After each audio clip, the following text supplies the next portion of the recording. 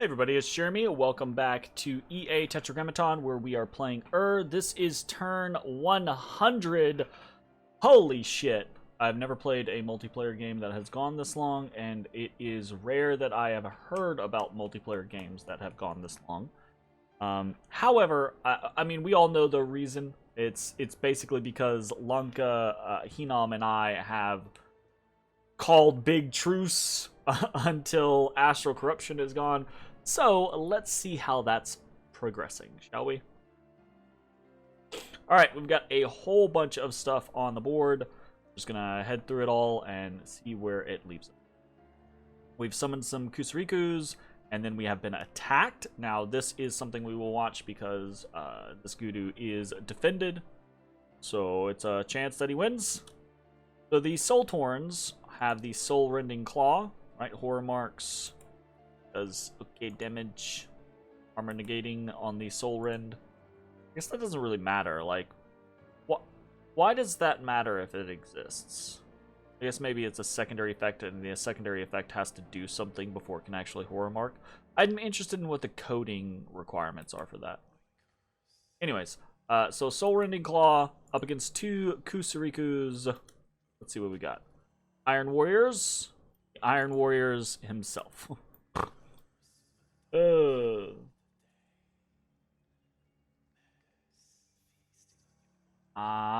Kusarikus go down, but they do defeat some of the Soul Torns. One Soul Torn gets close, and now Gudu 83 is horror marked. Oh no. So I'm assuming he's not going to be long for this world. This world. But he does win this battle. So, thus. We did a voice of Apsu, found nothing. Auspex found nothing. Another Apsu found nothing. Then we summoned a Flame Spirit, and we were attacked there. See how this one goes. Some Horror Mantises, which these guys are just super attacks. But they're up against a whole lot, and they are not very... I say that. They've got 22 protection. 22 protection, 19 hit points. They're actually pretty resilient. But... not resilient enough. No. Yep. Not bad. Cast Gnome Lore. Found nothing. Did more summon Kusarikus. Cromna has returned. Okay, so cool. Cromna has returned. Cromna, the Tartarian Titan, drowned in the Sea of an...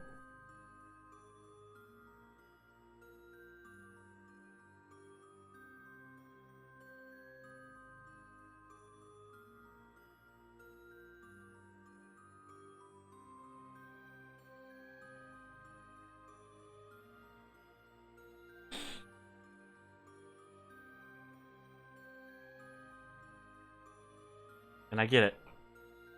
I've had this discussion before. Well, not all undead are amphibious or can breathe underwater.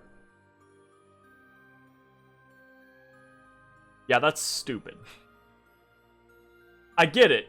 I get that, like, vampires count as undead, right? And vampires, because of the lore, they have a weakness to water, right? But I see no other reason. I see no reason why any other undead should have any issue with water. To point of fact, Cromna is not amphibious. Domex is amphibious. Half of the Tartarians are amphibious. In fact, the spirits are amphibious, and the Cyclops are amphibious. However, the Tartarian Titans, which is what Cromna was, and the Monstra or Monstrum are not amphibious. And that just... why? Why? What differentiates the two? Like, that doesn't... what? That is... oh, God. That feels so bonkers. To be like, yeah, this one is amphibious, but this one is not. They have like all of the same properties,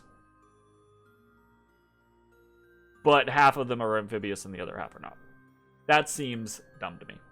And I know I'm going to get some comments or get some people who are like, you know, oh, well, not all undead are amphibious. Not all undead should be amphibious, etc., etc.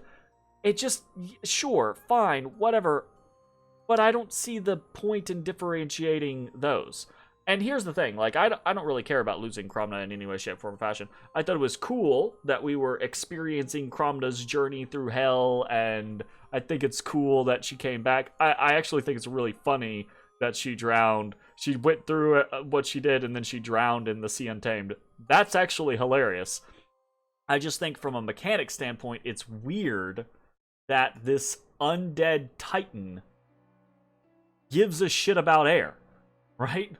Like, especially when a colleague of hers also doesn't give a shit about air, you know? So that's just a weirdness to me.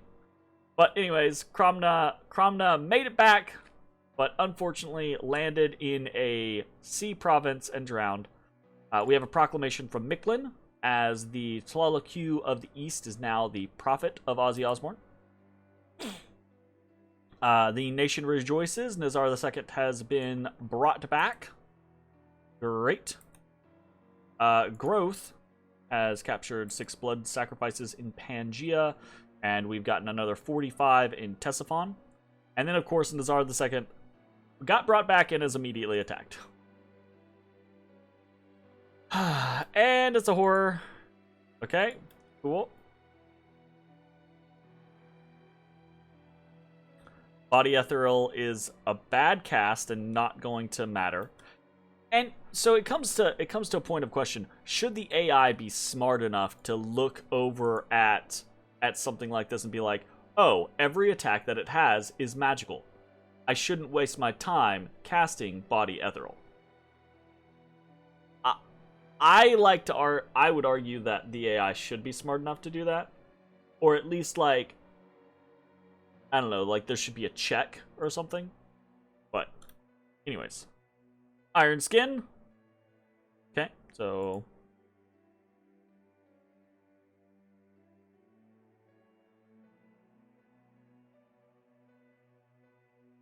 Astral Shield. Hey, we actually got that off. Strength of Gaia. Ooh. I cast it. I did cast it. Nice. So we've got 20% regen. Unfortunately, we have no gear, so we're kind of right now. Petrify. Cool. Smack him. Punch him in the face. Punch him in his dumb head. We just do 30. We just do 20 damage and then 30 damage and he didn't die. What happened there?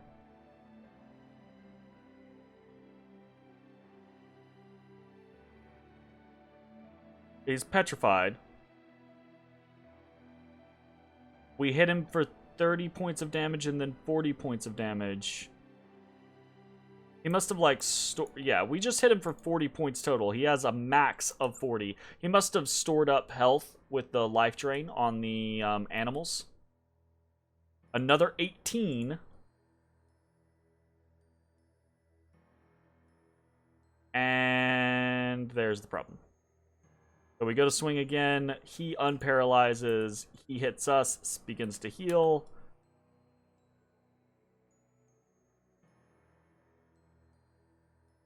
And each time he's hitting us, he is healing a little bit more. And we are just not hitting half the time. If we could just hit him.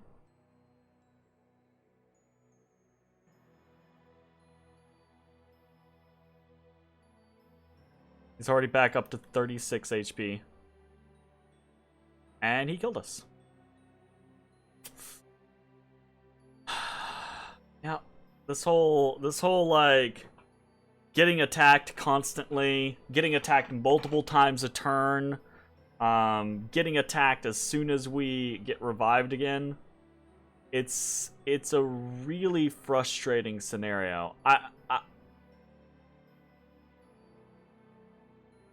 I mean, I kind of, so from one standpoint, I kind of don't care, right? Because at this point, I'm not sure that it matters too terribly much. I mean, it annoys me that we don't get to use our god for much anymore, but we're kind of at the point to where we don't really need our god for much anymore. He would be a useful caster for us, sure, and he'd be a great super combatant if we had the ability to kit him out and, you know, send him off to do some stuff. But we don't really need the, like, we're not a huge blessed nation. We don't really need, we don't mass produce sacreds constantly. We don't rely on that anymore. So our hard skin regeneration bless is all that we're really losing out of that scenario. But we still keep the magic weapons. We still keep the, I think we have precision 3 now, right? So losing our god really isn't a big deal. It's just from a mechanical standpoint, it annoys me that it's so harsh, right? Like, it's so harsh dealing with horrors, and it's a compounding annoyance on top of the concept that is astral corruption, right? The idea, I've never had to deal with it so much before in the past. Like, I've had a couple of games where, like, horrors got involved or astral corruption goes up but it's down really quick, etc., etc. I've never played a game where it got to the point to where it was just constant all the time, no matter what. And so there's clearly, I don't know the particulars of it because I don't know all the mechanics of this game, but there's clearly some, you know, stacking of horror marks or the etc. Because our god just, he's going to get attacked every single turn. He's going to get attacked multiple times a turn, potentially, if he's doing something. And that's just, there should be a way, right? Make it expensive, but there should be a way to combat that in some way, shape, form, or fashion. Like, there should be a way to purge horror marks. There should be a way to, maybe even if it's just in blood, right? So it's kind of like weird, it's locked behind blood. There should be a way to purge the horror marks off of someone. Or maybe that's actually like the opposite of blood. So maybe it's like nature or something like that. Or maybe it's death. Like in working with death, you can remove the astral corruption, or who the fuck knows, right? Or maybe it's fire, because there's actually like a lot of like, or maybe it's astral, because you know, like the whole Marignon holy fire, astral fire, that type of scenario. Maybe there's a way to like divinely burn the horror or corruption out of you, that type of thing. But it feels like there should be something that you can do, but at this point, I don't think there is. I think for the rest of the game, it's irrelevant what we do. Our god's gonna get attacked every single turn, and you know, if he dies, we're gonna have to go through this luck-based scenario of hoping that he lives through a turn long enough once we call him back, or once he like revives, that we can actually equip him again and increase his chances to survive. It's really very meh, honestly. Like, there should be more. I think that's my beef with astral corruption and horror in general right now, or what I've grown to kind of like develop. I thought when this all started up, right, that we were going to have interesting ways to combat it. But come to find out that it doesn't really seem to work that way. No. You know? Like, you just get attacked a bunch anyways, and you just die a bunch anyways, and it's irrelevant. Kind of a bummer to find out that this game that has so many interesting counters and concepts and different things, that really the only counter to something like astral corruption is to take it down or kill the person that put it up, or be a blood nation. And that's kind of you know. Anyways, Ishib 14 is attacked by 5 Soltorns. Ishib 14 actually has, this is a guy in one of our armies, in the Mictlan army, and he actually has some forces, and annoyingly, okay, he goes the wave, he has so many gems, and he goes the wave warrior routes instead of just summoning freaking water elementals, because a water elemental, a water elemental right there would have been fine to just, like, hold them up. 2 water elementals would have won him the battle. But the AI is dumb when it comes to that type of stuff. Alright, we have a battle in High Woods. Let's watch this. Okay, so this is a chunk of mages. This is a combination of the mages that have been running away from us and the mages that have circled around Mictlan. So we've got a handful of Jaguar Warriors, a handful of Ocelotls, several High Priests of the Sun, I think 5 in total. A bunch of other individuals, some Nahualis. No, Nahualis, sorry. No, some Nahualis and some Mictlan priests. I forget the Nahualis are the gray, black loincloth individuals. The Mictlan priests are the red ones. Some moon priests, a bunch of moon priests actually, and way over here, kind of hidden like, is Ozzy Osbourne, the Smoke and Mirror. This son of a bitch only has 14 HP right now. This guy is so stacked with fucking magic paths.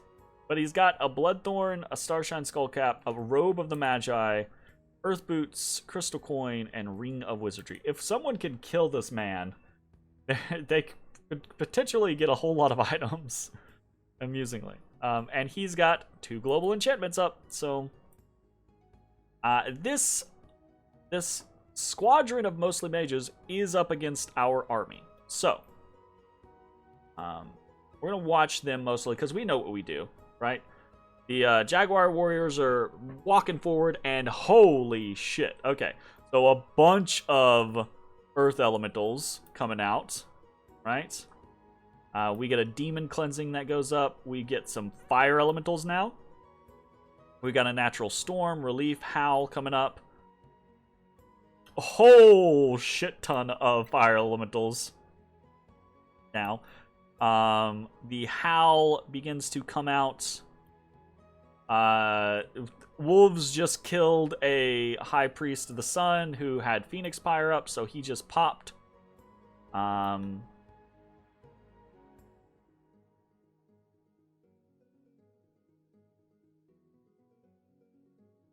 We got a bunch of Enslaved Minds coming out. We've got a Mists of Deception out now.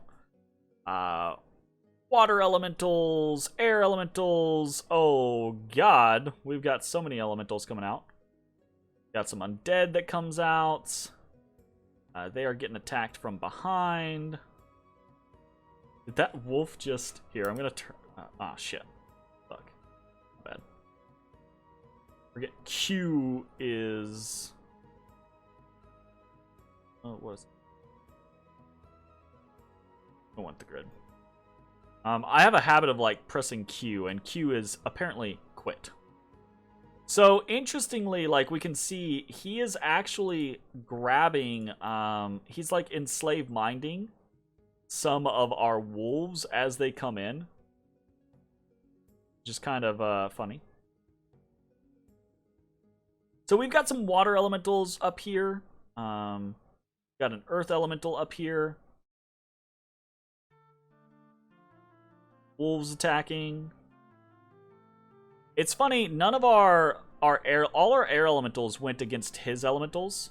So we didn't get any air elementals that just like fell into his backline. But we're destroying the shit out of this. We've got overpowering numbers here.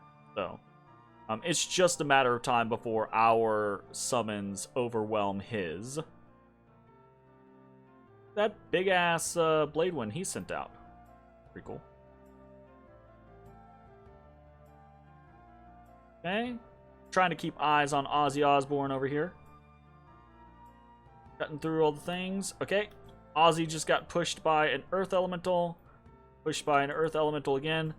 And this guy is up to 15 HP now. I don't know what all he's been doing, but he has been healing. He just got knocked super far back. And now he has routed. And he immediately runs. No! Stop it, Ozzy! Get back here! No! No! Fucking A. Okay, and he makes it off the fucking field. And at the end, we have We've got some stragglers here or there. This guy, Phoenix, firing repeatedly. He's got 100 fatigue, so he's going to die as soon as this ticks up. We've got a bunch of phantasmal warriors and wolves all over the place. Massive amount of elementals. This is just fun for me at this point to see how much we summon in a fucking given battle. So, that has been it. We get some of the retaliatory strikes. So we got High Woods here, right? We killed all but one of the High Priests, all of the Mictlan Priests, all of the Moon Priests, all of the Nahualis, all the Jaguar Warriors, all of the Ocelotls. With Smoking Mirror fucking got away. Dying it. Alright. We did pick up a couple of different things. Water Lens, a bunch of Dowsing Rods, a Bloodthorn, an Armor of Souls. Those are actually interesting. Boots of the Messenger, Brazen Vessel. We want to make sure. Actually, I forgot about this, so we want to make sure we go and pick those up because those are actually going to get us further into blood than we already are. So that's very valuable for us. And then our undefended province of Mictlan has been conquered because I stupidly, not thinking about it, I was like, I don't care about Mictlan. I don't care about this area. I don't want to put any points into it. Always put 1 PD. Always put 1 PD. Unless you're leaving it for another person to take later. Always put 1 PD. Because fucking Smoking Mirror landed on Mictlan. Which I don't even... That doesn't make any sense to me. But apparently he landed on Mictlan and now he's there. That boggles my mind how that works. I'm assuming he probably had an attack command to go there anyways. I guess. I don't know. I don't know. I don't know how you route to a place that's not yours. In my mind, he should just have died. Right?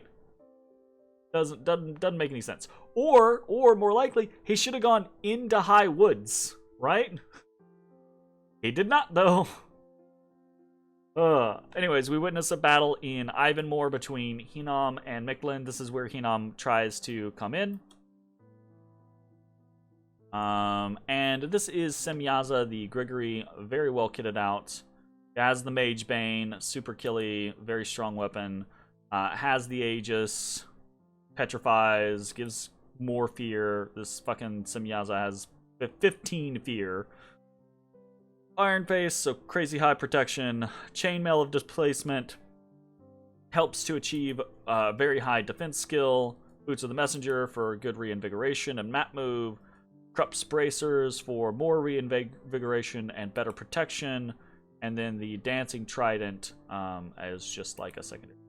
I would absolutely throw something else on here instead of the Dancing Trident. I get that with just the Mage Bane, you have fewer attack options, so having the Dancing Trident helps clear things out.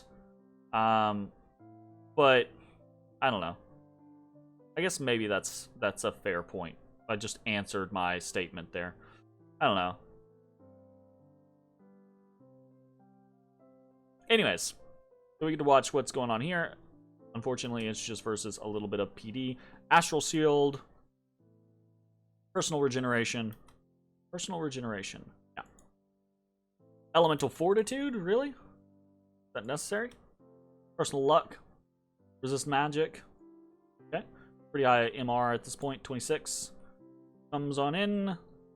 And kills. And kills. And kills. So this thing actually isn't the killiest in the world, right? Mage Bane is a super killy weapon, but he only gets 1 attack per turn, so the attack doesn't hit that hard.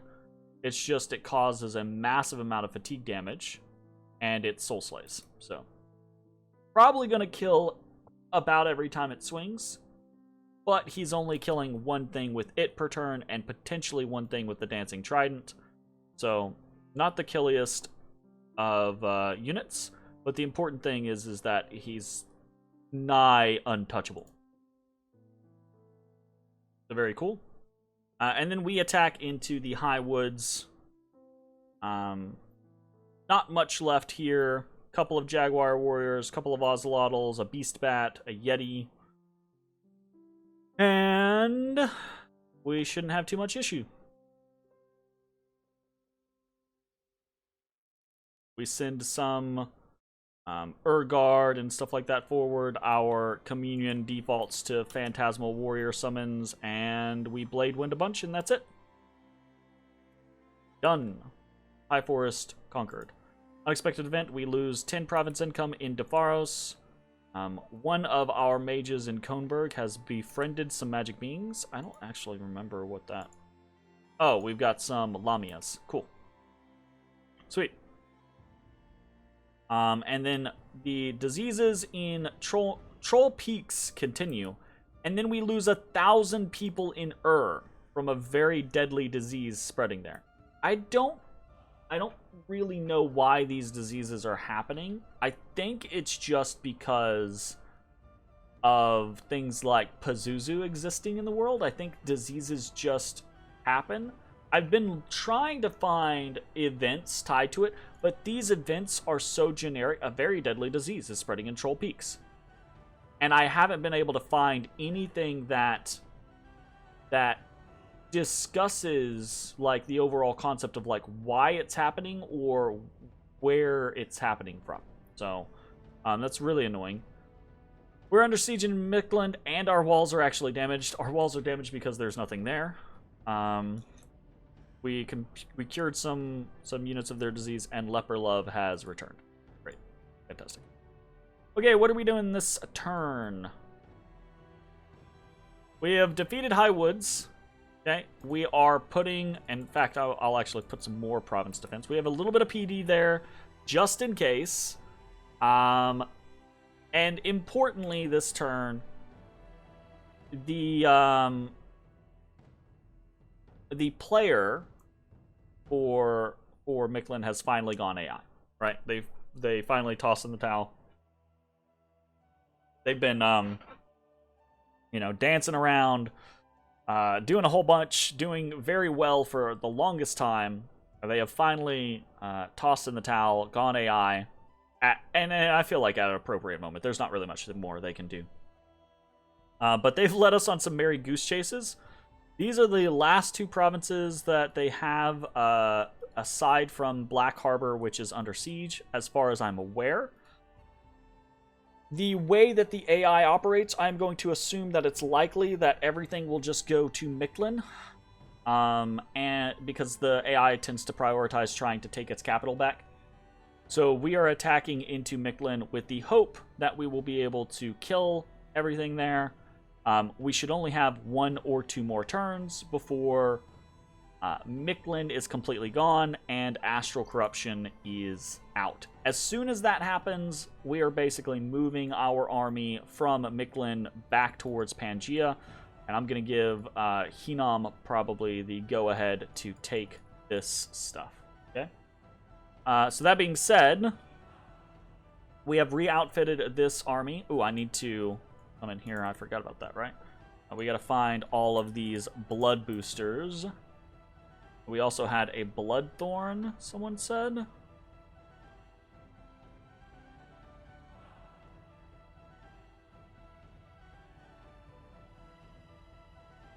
Aha, there it is. Cool. Those are some boosters that we'll be able to play around with here in a little bit. That actually means we can get up to Blood 6 right now. Is there anything that we care about at Blood 6 right now that we want?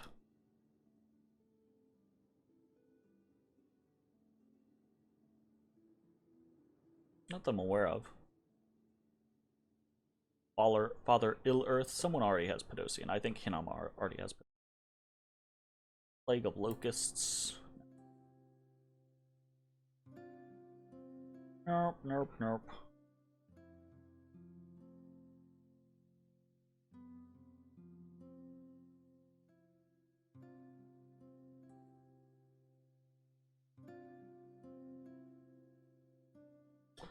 think there's anything that I super care about at the moment. Alright, so that's what's happening over in Mictlan, in Pan, and Carrion. We've got an Elder on the move. And then over here in our capital in we are just kind of, again, trying to consolidate forces. Every turn we get an Elsham or a Sea Sork, we're sending them into because we're trying to build up a fighting force there. We're continuing to summon units in Kunaral, again for the same purpose, right? Either a Gudu or an Ishib every turn in Kunaral, along with some spare units, some spare Guard, just to pad out the force that is here. Because I would assume, again, that we're going to get into a big-ass fight with Lanka as soon as this all is said and done. So, it's kind of what we're gearing up for. We're continuing to summon flame spirits every turn here. Leper Love is sitting on nothing. Hopefully he does not get attacked. Fingers crossed, but it is. We're continuing to summon Kusarikus. We have swapped over from doing Owl Quills. We're going to start doing probably Storm Spools. Because Storm Spools are one of those things we can produce very cheaply. 3 gems with a Dwarven Hammer. So Storm Spools are something that we can put on people much like a Coral Blade to help increase the survivability. So it's a very cheap protection item that does well, you know. 15 shock resistance is really nice. The overcharge we don't really care about. It's whatever. So it's just a nice thing, and honestly, I needed to stop producing Owl Quills. And I need to stop producing Owl Quills because we're very close to cap. This turn, we will complete Thaumaturgy 9. It's turn 100, and I've made this comment before. It's basically like, if you don't finish research by turn 100, in my opinion, you probably researched a little too slow. But we're not far off. It's not going to take us very many turns to finish off. Probably within the next 10 to 15 turns or so. So this turn we will be done with Thaumaturgy 9, and we will be done with Evocation 5. Then we're just going to run up Evocation, just because I have more interest in Evocation than I do in Blood Magic, even though I guess technically we can get higher into Blood Magic now. We could start summoning some demons or something like that, but actually demons are a bad fit for us, because we're fighting against we're going to be fighting against Lanka, which is demons. We're going to be fighting against Hinam, which probably has some demon complements in their stuff. And one of our powerful utensils is demon cleansing, but that doesn't differentiate between your demons or their demons as far as I'm aware, so we probably don't want to invest heavily in demons. So we'll see how it goes. We might end up, you know, once we have this stuff maxed out and we have a decent blood economy, we might look for opportunities to like steal demons, like try to, if we kill a Heliophagi or a Demon Lord or something like that, then the next turn we try to summon that one in order to try to like take it away, just as kind of like a way to help decrease the power available to our opponents. And that's just random luck.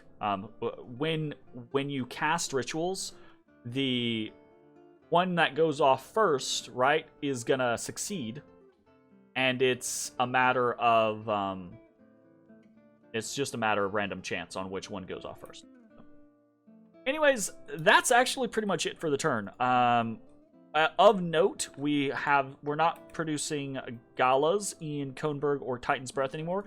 We're always going to try to maintain enough galas in Kohnberg or Titan's Breath to one turn summon our god. But other than that, we no longer need the research capabilities, so we're not producing there anymore.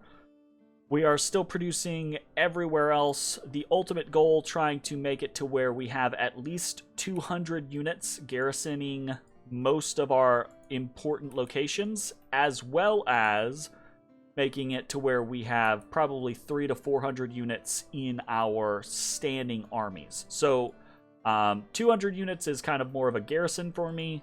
400 to 500 is where I want a standing army to be, because I want the standing armies, we've got 300 over here, for example, standing armies to be able to march on places like Own, or be able to march on places like Rafabolia, or on White Forest, that type of thing. So, while all of this stuff is happening with Mictlan, we're not being idle. We're trying to produce these armies that are ready and capable of then responding by going to thrones. So that's the ultimate goal.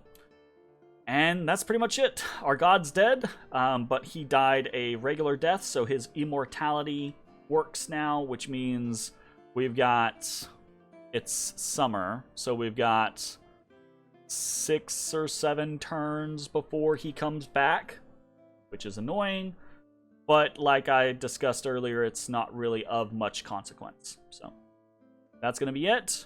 Hopefully within the next few turns, two max, I'm hoping, we will no longer have to deal with Astral Corruption. And then this game is going to go poof, because we are going to get slammed from so many sides. Alright, that's going to be it. Thanks for watching. See you next time. Bye, everybody.